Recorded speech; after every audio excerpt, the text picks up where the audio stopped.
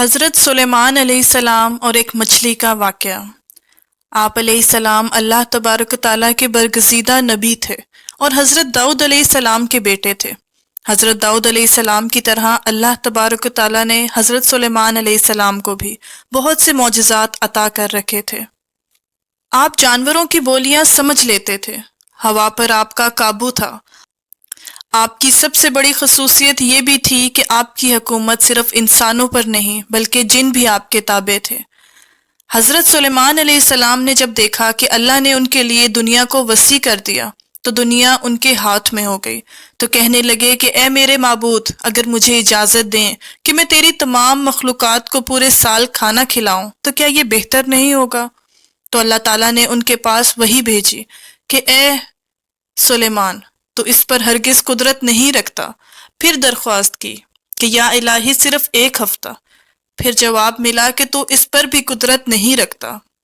پھر درخواست کی کہ یا الہی ایک دن۔ فرمایا اس کی بھی قدرت نہیں رکھتا۔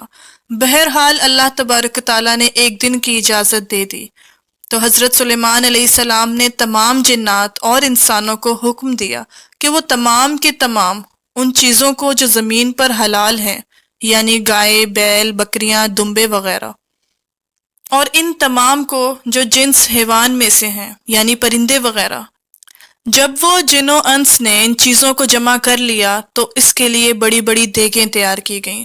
پھر ان جانوروں کو ذبح کیا گیا اور ان کو پکایا گیا، اور ہوا کو حکم دیا گیا کہ کھانے پر چلیں تاکہ خراب نہ ہو۔ پھر کھانوں کو جنگل میں پھیلایا گیا۔ اس کا طول 1 مہینے کی مسافت کے برابر تھا اور اس کا عرض بھی اتنا ہی تھا۔ پھر اللہ تعالیٰ نے حضرت سلیمان علیہ السلام کے پاس وحی بھیجی کہ اے سلیمان علیہ السلام، تو مخلوقات میں سے کس سے دعوت شروع کرے گا؟ تو حضرت سلیمان علیہ السلام نے فرمایا کہ میں دریا کے جانوروں سے شروع کروں گا۔ تو اللہ تعالیٰ نے بحر محیط کی ایک مچھلی کو حکم دیا کہ وہ حضرت سلیمان علیہ السلام کی ضیافت میں سے کھائے۔